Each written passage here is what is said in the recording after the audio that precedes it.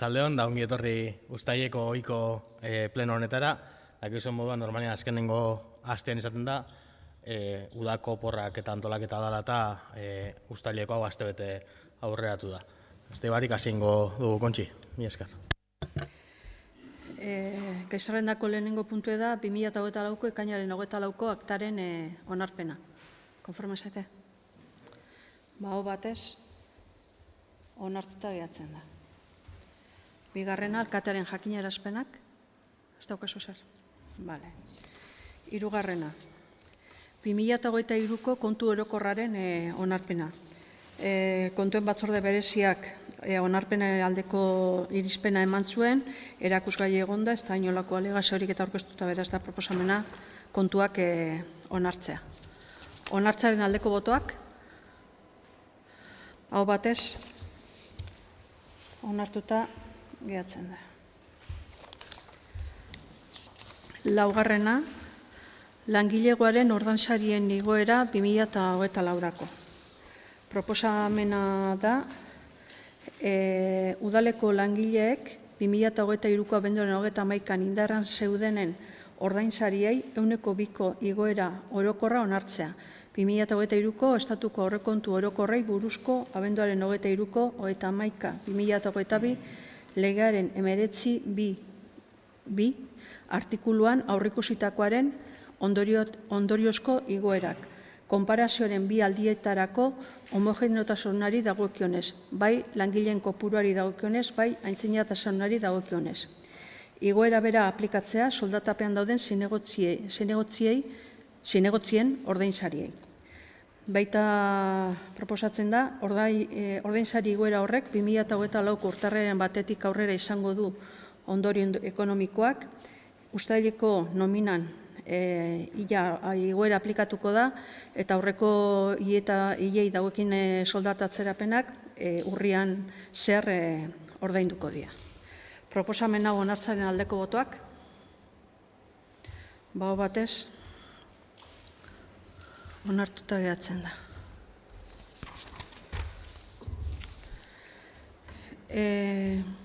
Udaleko aurrekontuaren 7. kreditu aldaketa onartzeko proposamena. Proposamena hor daukezue, 10.000 eurokoa da, plenoari dagoki onartzea inbertsioi dagokiolako, baina ez daukagu beste tramitarik egin beharrik. Erabaki horren berri kontu hartzailetzari eman eta ejekutatu egin da. Onartzaren aldeko botoak, aurkakoak, abstentzioak, onartuta geratzen da 10 aldeko botokin eta 6 abstentziokin. Orduan zuetakoa falta, ez dut apuntau. Aitor, ez naiz kontura, Aitor faltan. Bale, zuzentzen dut eta 10 aldeko, 9 aldeko botokin eta 6 abstentziokin. Boto azalpenik edo? Bale. Agorrozinerako ekipamendua erosteko esleipena onartzen duen erabakia berrestea. Presaskoa zan, ez da konbenizan ez alizan eski udan horniketa ekea, alkatearen dekretuz eintzen nahi adjudikazioa fines eta pisu libreen gelarako ekipamenduarena. Orduan proposamena da, alkateak hartutako erabakia berrestea, adjudikazioa esan zen adjudikatzea 152.705 eurotan bez gabe, eta horrez gain, proposatzen da, Bergarako udaleko osoko bilkurari kontratu honen ejekuzioaren baitan gerta daiteken edozein inzidentziari aplikagarri den araudia kontratazio organoari esleitu daiteken eskumen guztiak alkatearengan eskuordetzea. Eta esaten zitzaion Argizan SL enpresari kontratua izango dela sinatu 15 egun balioduniko epea igaro arte. Izan ere, sektore publiko kontratuen legeak aurreikusitako kontratazio errekurso berezia aurkezteko aukera dagoelako. epe hori pentsatzetik ja bukatzea horrengo dela, baina tramite arrunt bada. Onartzaren baiestapen hau horrat, berrastertzez, baiestatzea hau. Onartzaren aldeko botoak, baho batez, onartuta geratzen da. 7. Osirondo azokan kokatuko den elikaenea espazioaren emakida arautuko duen kontratuaren onarpena. Proposamena da.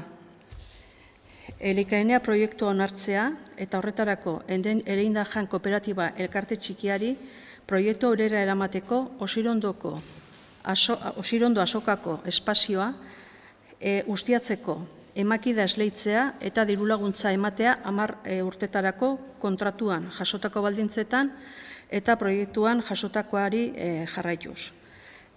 Dirulaguntza izango litzeke urteko 40.000 eurokoa, 35.000 zati fijoa, izango dituzten personaleko gastu batzuei aurreteko eta beste zati bat aldakorra izango dana, baino tope bat eukiko dona 5.000 eurokoa, antolatu lehitezken ekintza edo ekintzen gastuei aurreteko. Hartuko litzeken erabakie, akordatzen balin basate, ekainaren 10. plenoan onartu zen reglamentuaren aldaketa. Ez da guztiz bukatu bere onarpena, bihar bukatzen da erakusgai dagoen epea, eta ez balin inolako reklamaziorik aurkeztuko, behin betirako onartuta ulertuko litzeke, eta ia boletinera bialduko genuke argitaratzeko. Argitaratzen danetik sartuko litzeke indarrean. Orduan, ez dut uste zer gertako, baina bada espada, onarpena emango litzaioke adierazita azokako erregelamenduaren aldaketa indarrean sartzearen baldintzapean. Aldaketa horrek albideratzen dolako adjudikazio zuzen hau ekia.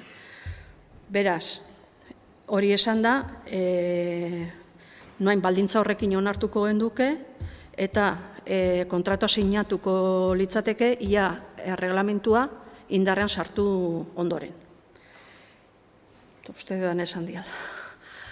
Zeo zerra dirazin didezu edo boskatu edo ona, bai.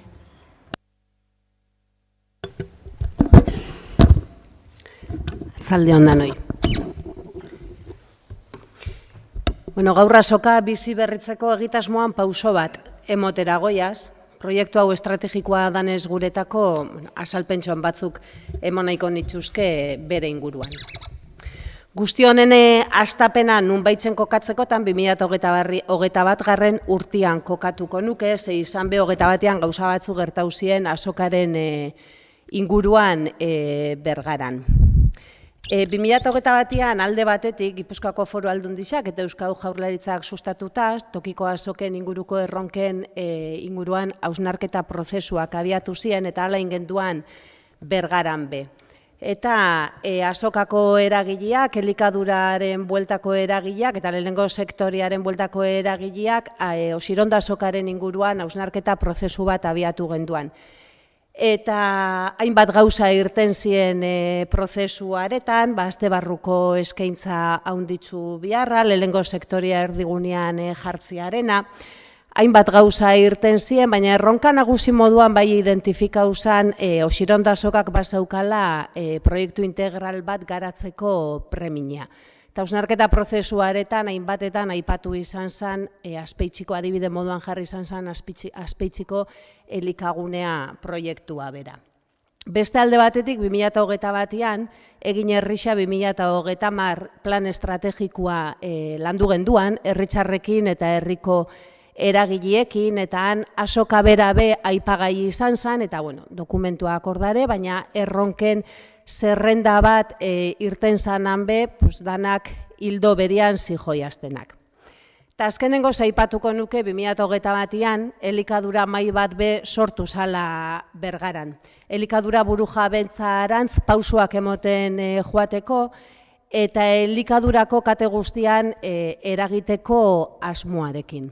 Elikadurako katea aipatzen dotenean dana barne biltzen dabelako, lurrak, ekoizpena, eraldaketa, banaketa eta konsumoa bera. Eta banaketarekin zuzenean dago lotuta Osirondo azoka bera. Modu egonkorrian lehenengo sektoreko eta elikaduraren eragileak egon die 3 urte honetan, egonga 3 urte honetan, udala bebai. 3 urte honetan lanian eta modu puntualetan kolaborazio berezi batzupe euki ditugu. Kate begi guztiak lehen aipatu duten kate horretan, bakoitza kate begi bada eta dandanak die biharrezkoak bata bestia barik ez talako jasangarrixa. Eta begirada horrekin proiektu bat lantzen hasi ginen. Aipatu nahiko nuke baitza, azoken inguruan badagola, azokek historikoki bete izan dabe funtzio publiko bat. Izan be, udal eskumenetan dagon gauza gutxitako bada, azoka eta jabetza publikoak izaten jarraitzen dabe momentuz behintzat, baina egisa da azkenengo hamarkadetan bestelako norabide bat be hartu dabela. Azokek eta oso urrin junbiarri ez daukagu turismora begirako azokak edo supermerkau handizek okupautako espazio publikoak zela bilakatzen dien, eta guk bestelako norabide bat landu nahi izan dugu. Lehen aipatu duten Azpeitxiko elikagunea inspiragarri izan da guretako, egisa gure proiektuak bada euskala berezitasun batzuk, Bergarara ekarritza dagolako, eta baina gauza berdintxu asko bebai. Esan doten moduan, elikadura maiza sortu zen 2021an, dausnarketa prozesuaretatik eratorritzako mandatueri heltzia erabaki izan elikadura maizan, eta nirtendako erronkei irtenbidea topatzeko naixakin proiektu baten lanketan hasi ginen. Funtzio publiko hau egonda beti oinarri izan, nahi dugulako gure azokaren norabide hori landu. Eta funtzio publikoa aipatzen dotenean, definizioz nik uste merkatu libriak bermatzen ez dituen eskubide eta biharrak betetzera datorrela administrazio publikoa bere esku hartziakin. Ekoizleari plaza bat emoten jako bere produktua modu zuzenean saltzeko, eta herritarrari aukera emoten jako edo eskuragarri jartzen jakoz elikadura batezbe freskoak, elikagai seguru eta osasuntsuak prezio justu baten jasotzeko. Funtzio horren barruan egisa sozializazioaren funtzioa bete izan dabela azokek galtze bidean joan badio bai. Gure begirada ez dago gaur egunean eskola bat ikusten dugunean edo ambulategi bat ikusten dugunean ikusten duguna eta azokekin zorik galduta daukagu bai, eta horren lanketan jarraitzu nahi dugu. Egisa gaur eguneko itxurape aldatuta darela eta danok daukagu joera supermerkau handizetan erosteko. Eta globalizazio horrepe ekartzen dozku gure elikaduraren kontrola galdu izana. Gaur egunean ekoizliek eta herritarrok ez daukagu gure elikaduraren inguruan erabaki askorik hartzeko aukerarik izan be, enpresa gutxik erabakitzen dabe zer jaten dugun, noiz eta zein preziotan.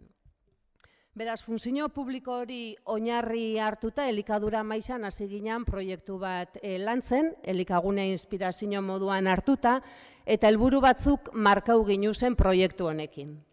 Azokako eragileen, ekoizlien eta herritarren biharrak asetzeko sortutako proiektua da, zubilan hori einaz.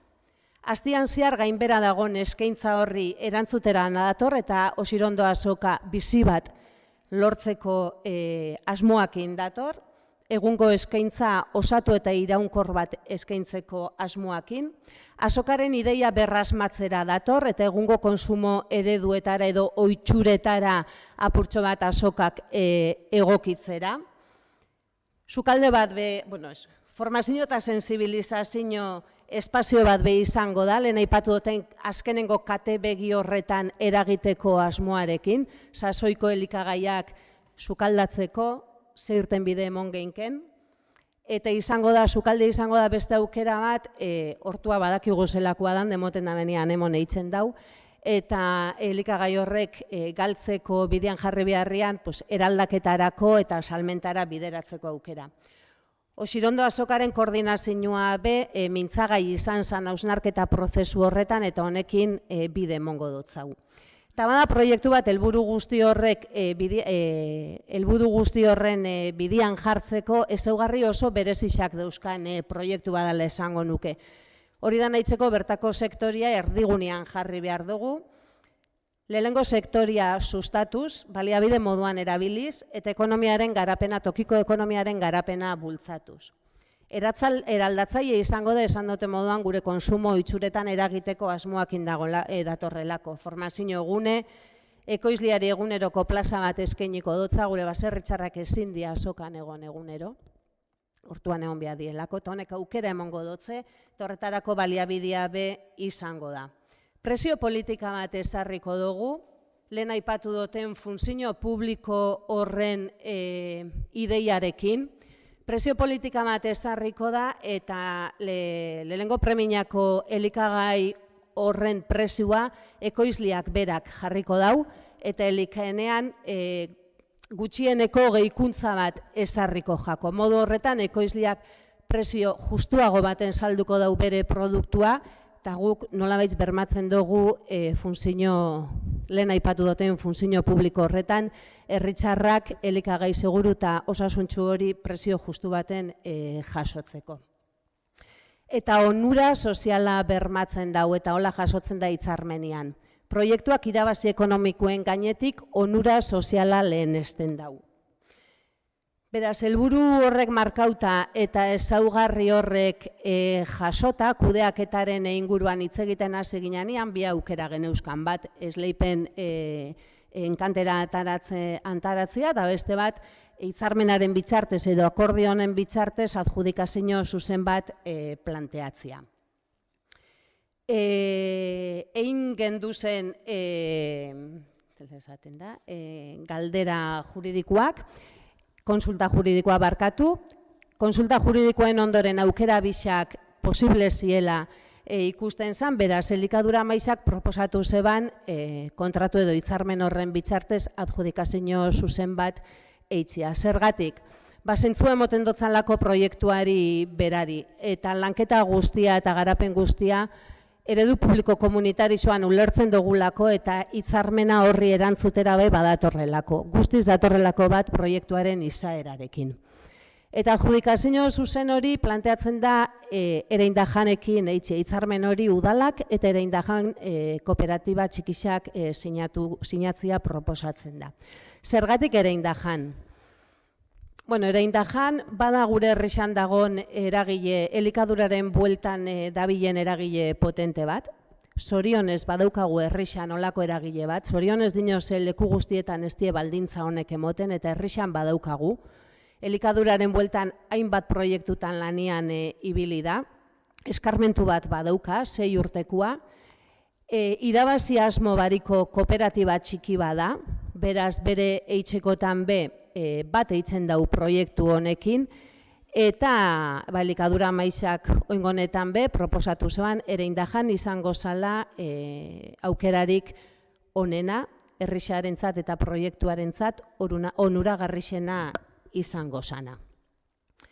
Hori hola erabakitza, hitzarmen baten lanketan hasi ginen, kontratu baten lanketan hasi ginen, da kontratu honek jasotzen ditu hainbat gauza bai. Baina badare Ereindajanek eukiko ditun eskubide eta bete biharrak, helburu horren baitan lan eitzia, ezaugarri honekin lan eitzia, baitza udalape, bete behar horrek eukiko ditu, obligazio ekonomiko batzuk hartzen dituzte beren gain, alokairuar, gindarra, guzti horrek euren gain joango die, eta udalak hartzen dau beste konpromiso bat, eta da kontxik aipatu da ben diru laguntzaren konpromisoa.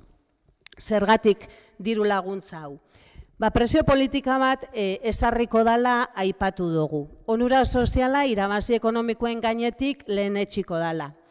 eta proiektuen garapenerako, lanildo horren garapenerako izan lehizkela zientoka, porque ez dut esango dana itxeko daukagunik, porque badare eragileak honen bueltan lanian dabiztenak, baina asko daukagu itxeko eta lanilduak zientoka izan lehizke.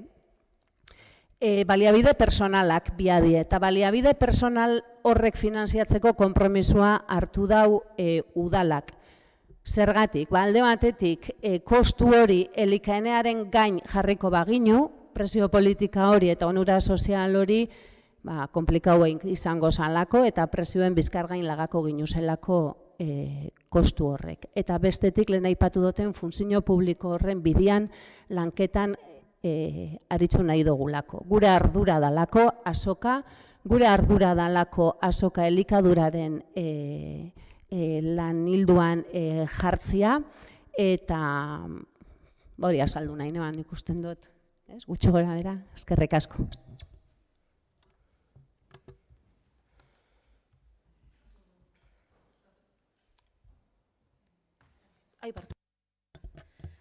Boskatu egingo dugu. Proiektua, hitzarmena, alkatealmena, ematearen aldeko botoak, aurkakoak, onartuta gehatzen da, 9 aldeko botokin eta 6 aurkakokin. Boto azalpenik?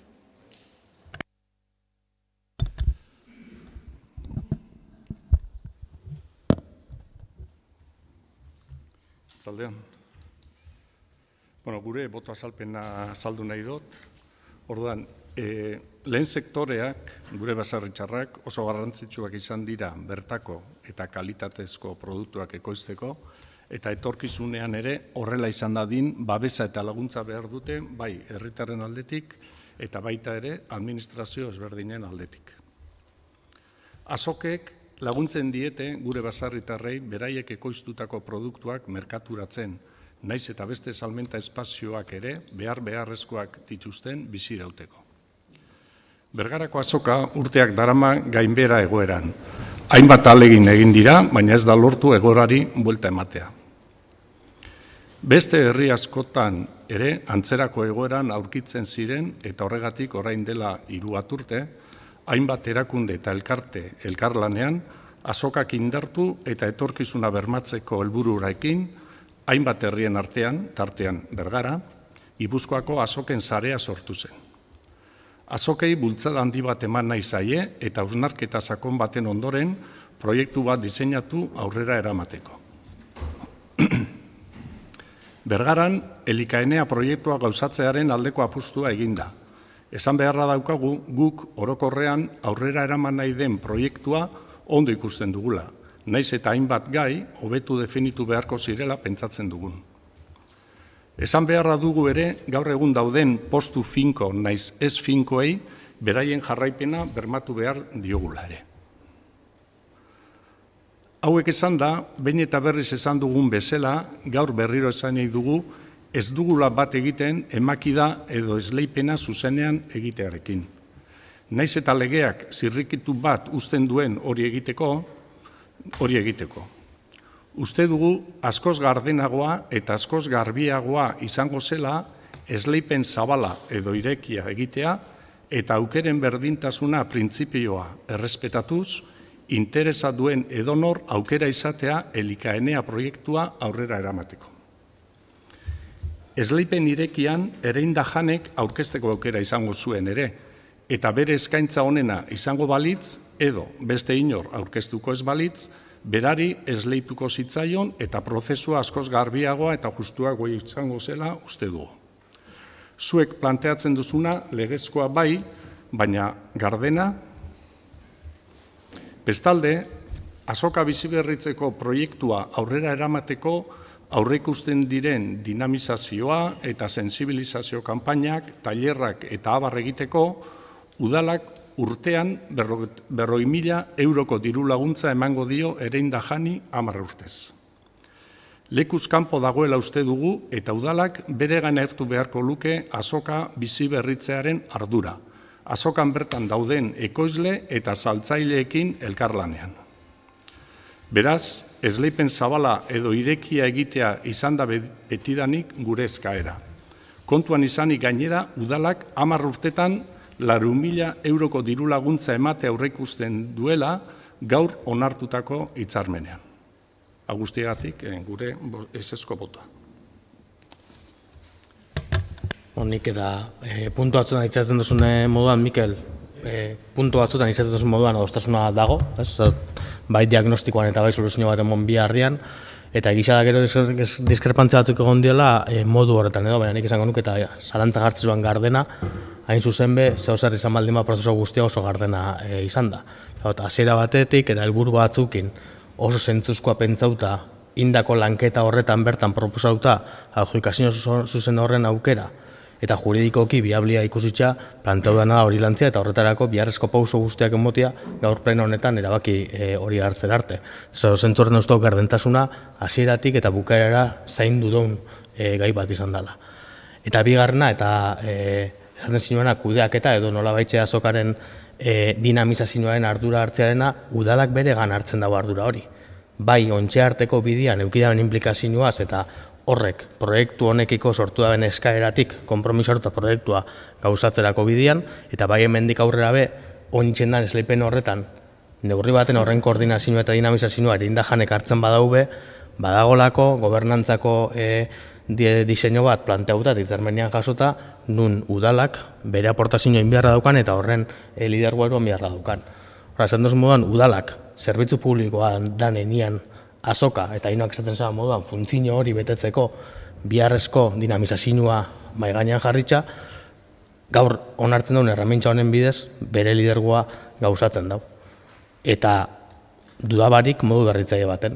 Eragileekin batera, ekoizleekin batera, eta ekoizleek bidaben babes hori bideratuaz gaur martxan jarriko dugun proiektu honen bidez. Beste barik izan duten moduan, nik uste dut helburutan ados egon dabe itxeko modu edo planteamentu horrek ez dituzue konpartiu eta hasieratik adierazi duzu hori, baina guk uste dugu oso koherentia dela. Prozesu hau hasi izan lekutik hasitza, eukidaben bilakaera eukitza, modu honetan bideratzea eta lidergo partekatu publiko komunitario horren bidez gauzatziak.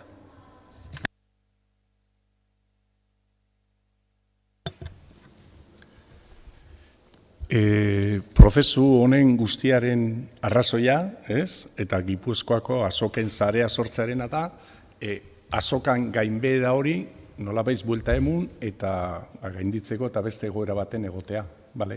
Hor ados gaude danok, horren beharra dagoela. Hortarako diseinatzen da elikadura mailan elikaenea proiektua. Esan dugu, guar hor ados egon gintezke proiektuakin, badaukagu nabardura batzuk, baina proiektuakin bat egiten dugu, baina guretzat oso garrantzitsua da, proiektua bezain garrantzitsua da, nola aurrera eramaten den proiektu hori. Eta hor daukagu diskrepantzia sakona. Nire ustez hori da sakona. Azokak bizi berritu behar diela proiektu batekin o bestekin behin leike eta probakin beharko dira eta behar bada gauza batzuk ez dira ondo aterako eta aldaketak, hor, hori niztot, danok egon goala doz. Eta hobekuntzak bilatzen badira, hobekuntzak bultzatu eta aurrera eraman. Baina, guretzat, da, ereindajan bezalako enpresa, kooperatiba, elkarte, txikia, neduzen definizioa bezala, zuzenean eskaintzea 10 urtetan 400.000 euroko diru laguntza hori pentsatzen jaku astakeri bat. Eta ez bakarrik diru asko dalako zuzenean emateko, ezke baita ere ez dugu bermatzen beste edonorrek ereindajan bezain ondo, hobeto, eraman leikina elikaenea proiektu aurrera. Orduan, guk esaten duguna, ez dakit zergaitik ezareten ausartzen esleipen ireki bat egitea. Esleipena, proiektua beha nahiko bideratuta dago. Hemen ja dano gara nauzizan. Nahiko bideratuta dago eta edonor edozein ezingo da aurkeztu esleipen horretara. Egin dezagun gauza gardentasunez, berdintasun printzipioa errespetatuz, eta beste esleipen batzuk askoz kupuru txikiagoarekin egiten dienak udaletxe honetan, ba hemen ere aurrera eraman. Eta Ereindajan esan dugun bezala, aukera dauka ere aurkezteko esleipen horretara. Ez dakit zergaitik ez da hori hola ikusten. Azaldu dugu nik uste dut batzordetan eta hainbat lekutan, eta justu hain zuzen guretako forma oso importantia dalako, eta proiektuaren izaerarekin bat datorrelako hartuan erabakixa. Esan duzu moduan, esleipenak modu librian amarnak eitzen die hilero udaletxe honetan, eta hori erraza izango litzake. Honek daukan eta estrategikotzat hartuta proiektua daukan izaeragatik ikusten zen, importantia zala, modu komunitario horretan bideratzen zanak, balio batzuk eukitzia, izaera bat eukitzia, eta hori esan duzu moduan, kompetentzian oinarritutako esleipen libre batek ez luke bermatuko. Hori da, prozesu guztian landu dana, esaten duzu moduan, legiak baliatzen daben edo aukera zabaltzen daben ate bat da, hain zuzen izaera, zerbitzu publiko izaera dauken proiektutarako, eta hau alaxe da. Ez da kasualidadea legiak berak aintzat hartzia eta kontemplatzia kasuistika bat berezisa halako egoeretan erabil leikena. Eta guretako oso zentzuzkoa zen.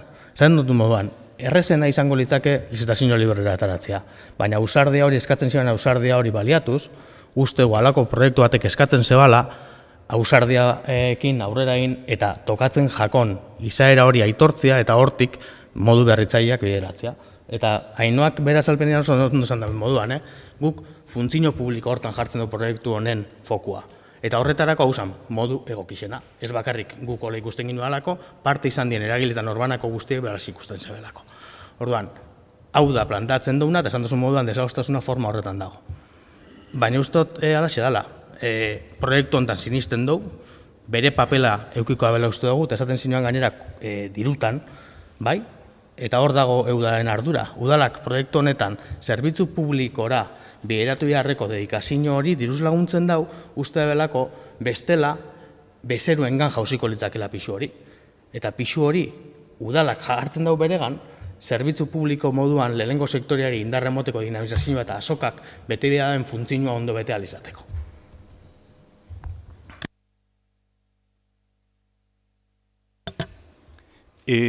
A ver, hemen usto bi gauza daela, ezta? Bada proiektua, zeinek eruango daben espazio fisiko baten eta bere adar guztiekin, eta gero beste bat hor ere egiten da esleipen zuzen bat, eta gero bestea da, ze diru laguntza emute jakon.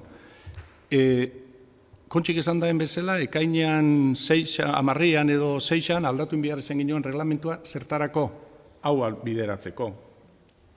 Reglamento zaharrean esan aurre ikusten esleipen zuzenik aldatu inbiar ezen zan.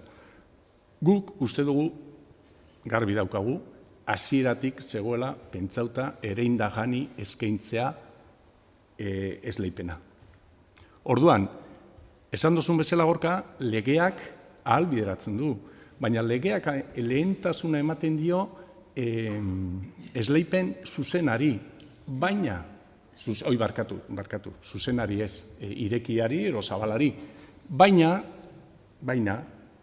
ematen badira, kasuistika batzuk, ahal bideratzen dago ere zuzena egitea. Bilatu da kasuistika hori. Eta guk hori da ez duguna konpartitzen. Eta guk usten duguna da askoz gardenagoa izango litzakela esleipen. Ireki bat egitea eta aurkezpen hori proiektu desberdinak, ero ideia desberdina aurkeztuko ziren, da horien artean aukeratzea. Baina, naiz da ados egon proiektu eta helburuekin formak ere oso importantea dira. Orduan, nina diotena da, zehaztea formak. Nola egiten dien, eta ze diru erabiltzen dan hortarako. Eta gu jarraitzen dugu pentsatzen, horrek udalak eukibiako lukela, bere gain, elkarlanean, esan dugun bezala, ekoizleekin, dendan egoten dina postu finkoekin, larun batetan o postu ez finkoekin, elkarlan batean, baina udalak egin beharko lukela dinamizazio lana. Eta ez dugu konpartitzen, 100.000 euro horiek 10 urtetan enpresako. Nik bukatzen juteko, baina batetik, egokixagoa esan zeinke, gardenagoa ez. Prozesua, hau baino gardenaurik, ez da posibilitxerik. Zendot, proiektua datorren momentutik, aukera diferentia balorazioan esan dako moduan, juridikoki, aukera hori zegoela jakinda planteau zen, eta berri da zelikadura maixak proposamen hori itzen dau. Eta hortik aurrera, beti izan gauzo argixak, eta irendajaren hitzarmena lantzen hasiko ginela, eta hori garatzeko proposamena, hilabete asko da, zuen eskuartean da hola. Orduan, gardentasun aldetik, ez dut onartzen, egokixagoa pentsatzen gatula, oso ondo. Baina esaten ginoan moduan, formak importantea dialako, eta proiektuaren jatorrizko bidetik eta eukidaben prozesu guztiarekin koherentia dalako, legiak aitortzen daben aukera hori baliatu dugu.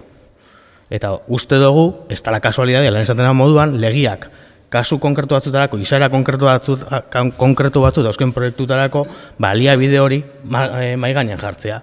Orduan, zilegi da aukera hori itxia, dudabarik. Egokixea pentsatzen jaku, guri bai, zeuei ez. Desadostasun hori badago, baina uste dut, esan dako moduan, dela proiektua izaera eta gobernantza nola ulertzen dugun, batzuk eta bestiok, eta zentzu horretan, uste dut gure autua garbixa da, modelo publiko komunitario horretan eukitzako prozesu guztian koherentia da, eta uste dugu emaitzak be ala ikusiko diela.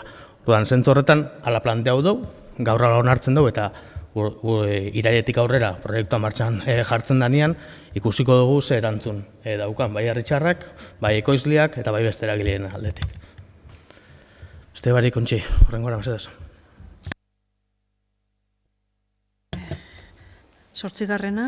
Udalerrian euskararen erabilera sustatzeko Arua Plan Estrategikoa 2024-2027 onartzeko proposamena.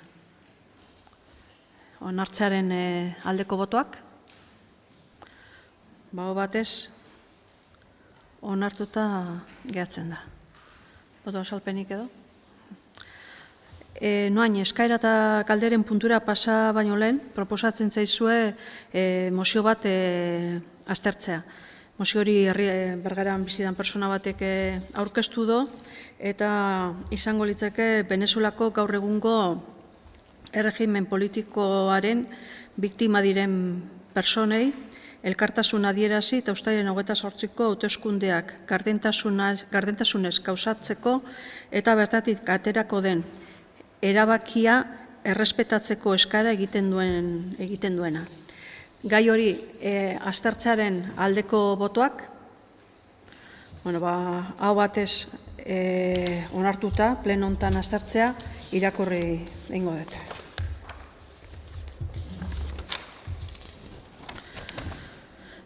Bergarak udalari zuzenduriko mozio proposamena. Senaren bitartez, herri ordezkari zareten hoi eskatzen dizuegu Nicolás Maduro Morosen larderiazko erregimen politikoaren biktima diren personei elkartasun adierazi eta datozen uztailaren 28ko hauteskundeak gardentasunez gauzatu daitezen eta bertatik aterako den erabakia errespetatu dadin. 1990ko hamarkadan, Hispanoamerikako herrialde garatuena izatera iritsi zen Venezuela. Barne produktu gordina, bizi itxaropena, hezkuntza eta segurtasuna bezalako adierazlea kontuan hartuta. 24 urte geroago, Venezuela Hegoamerikako lekuri pobre eta borditzenetako bat bihurtu dute lehenengo Chávez eta ondoren Maduro buru dituen gobernuek. Venezuelako instituzio demokratikoen jatorria zalantzan jarri eta poterian indartzeko prozesuari ekin zioten. Ordutik, Venezuelako herritarrok gure eskubide demokratikoez baliatzeko arazoak izan ditugu. Gaur egun, 9 milioi venezuelar bizigara gure aberritik kanpo, gure eskubideak urratzen dituen erregimen batetik ihes egin nahian. Eskubide urraketa hauek baina fronte askotan ematen ari dira, baita erbestean bizigaren herritarrengan ere. Eskubide hauste hauek argitara eman nahi ditugu eta Bergarak udalari eskatzen diogu gure ahotsaren borosgailu izan dadin ondoren proposatzen ditugun iradokizunak onartuz. Herrialde guztietako agintariei eskatzen diegu edozein erbesteratu politikori igaro bidea, laguntza eta kooperazioa eman diezaioten.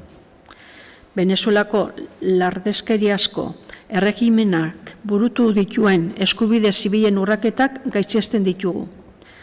Kanpoan bizi garen herritarroi, Venezuelako gobernua jartzen dizkigun eragozpen burokratikoek nortasun politiko bat dutela eta gure eskubide demokratikoak ukatzeko erabiltzen direla salatzen dugu.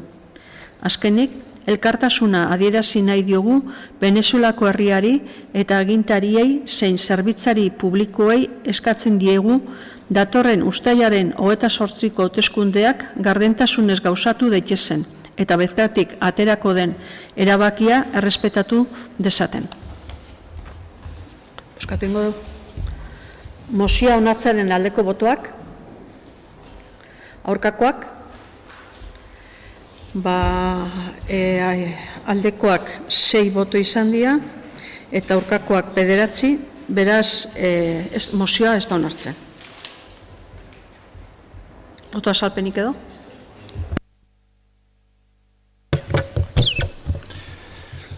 Bueno, atalde ondonoi, lehenik eta behin, eskerrak ematia, herritxar honi osoko bilkura hontan idatzia osartziaren, baina gure esesko botua salduneko ginuke. Jakina da, Venezuelan egoera ez dela erreza, eta arrazoi asko aretarteko, askotan aipatzen ez den presiño internazionala esaterako. Udal talde honek beti onartuko ditu herrialde bateko hauteskunde demokratikoen emaitzak, eta ez dugu uste horretarako mozio baten biharra dagonik. Eta edonolako errefuxiatu politikoi atea ireki eta babesa emango diegu beti. Baina idatzi honi lotuta eta Venezuelan ospatuko dien uztailaren 28ko hauteskundei erreparatuz, gure posizioa Venezuelako herriaren hitza errespetatzea da, beste batzuek orain arte egin ez daben bezala. Eta ez dugu onartzen eskun eta eskun muturreko politiken interesak herritxaren gainetik jartzea. Horregatik, orain arte gendan bezala, ikuskatzaile internazionalak behatutuko dituen hauteskunde lasai batzuk opa ditugu. Eta espero dugu alde guztiek, baitxa botere ekonomikoak Venezuelaren erabakia eta soberania errespetatzea.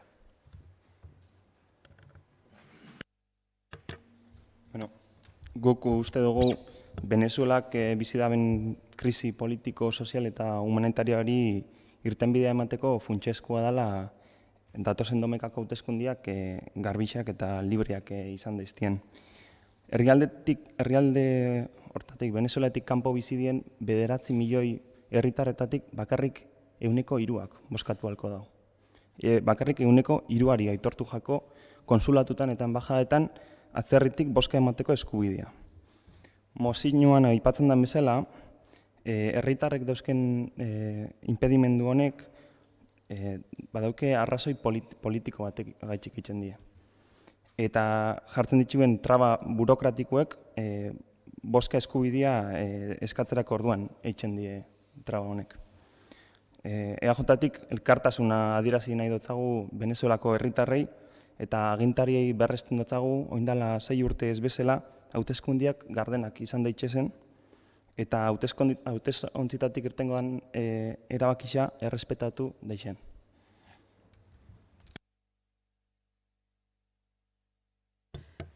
Azkena eskaera eta galderak.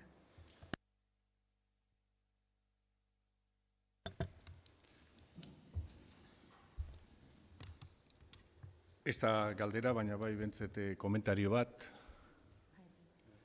Joezan aste azkenean, gu ostegunean entera guinan prentsaren bitartez, aste azkenetik aurrera gure etxeetan jasotzen dugun ura, polpoleko ura dala, albitxuko depositoa atorrena, eta gero handi gure etxetara. Da dirudienez, baina jasotzen ari gara ur hori. Orduan, gu aste azkenean izan ginoan lurralde batzordea, ezen komentatu ezer, horretaz, gure ustez ura eta bada lan on bat egin dela, eta ura badakigura ze beharrezkoa den, ura, eta bai uste dugu gai garrantzitsu bat zela, gure artean bentzet komentatzeko, ez da, hori nahi ginoan berriro esatea. izan dugu, oraingoan ere, horren berri izan dugula prentsaren bitartez. Besterik gabe. Bueno, pentsatzen dut, oraingoan ere hortan dagoela importantzia eta errelato baten kontua dela. Eta errelatua da, saldu nahi dozuena da, informazioa prentsa bidez jasotzen dozuela. Eta hori, ukatu beharra dukagu de pleno. Gai hau behin gutxienez, eta esango nuke behin baino gehiagotan lurralde batzordean komentautan izan da. Hasieratik, ur konsortzioarekin planteamendu egin zanetik, ur konsortzioak obra horregitzeko baimen eskatu zebanean eta baimena emon zanean, eta esango nuke beste bilera baten bebai. Aurreko asteazkenean publiko egin zan, baina prozesu hau hilabetiak iraundaben prozesu bat izan da, esango nuke aurreko urteko udan sikute handizena zeuan sasoian hasitzakoa. Eta esandako moduan, behin baino gehiagotan gaixa komentau da lurraldeko batzordean. Orduan, asteazkenean publiko egiten da, eta publiko egiten da esanaz, oin Bergarako udalerriak jasoko dabela Urkuluko ura, baina dakizuen moduan alako gauza bat ez da egun batetik bestera egiten, eta hainbat proba indi hilabetetan ziar, esango nuke otxailerako lehengo probatxuak itzen hasitza ziela, eta onja baldintzak emoten ziren publiko itzeko. Baina hori izan dako moduan, hilabetetako kontua da, batzordetan ez behin komentau dana. Eta zen dutena, relato baten kontu ulertzen dudala, baina ukatu beharra dukagu euneko eunian, prentsa bidez ez eukitzen duzula informazioa. Ze batzordetan eta bestelako bilera lanbileretan gai guztiak tratatzen die oposizioarekin. Barkatu Gorka, ez dut esan batzordean ez dugunik gaia ikusi.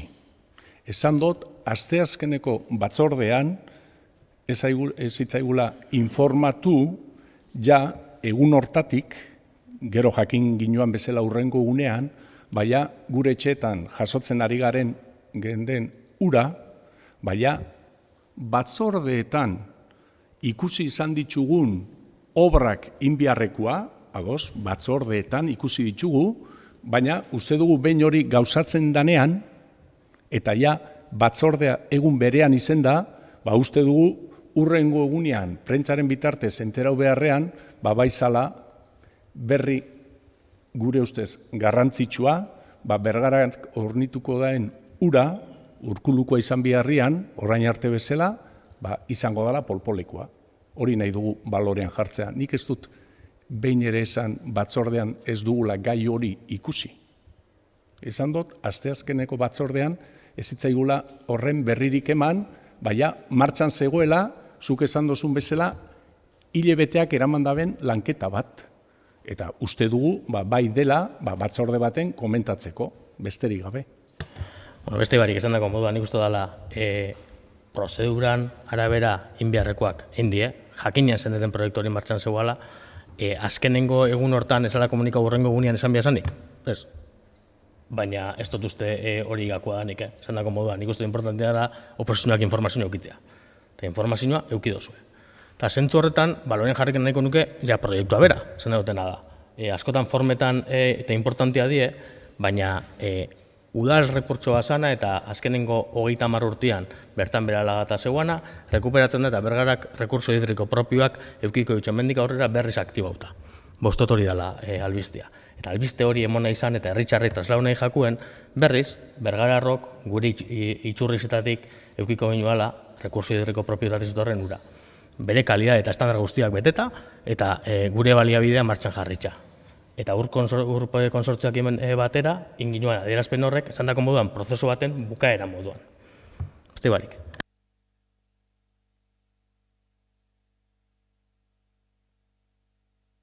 Bai, Gorka, esan duzun bezala horregatik, hainbeste urtetan polpoliko ura ez dugu izan, beste Urkuluko urakin ibili gara, eta lehen esan dut, oso garrantzitsua da, polpoliko ura berreskuratzea, eta bere trataerakin eta kalitate guztiekin gure etxeetara berriro ailegatzea, hainbat urte eta gero.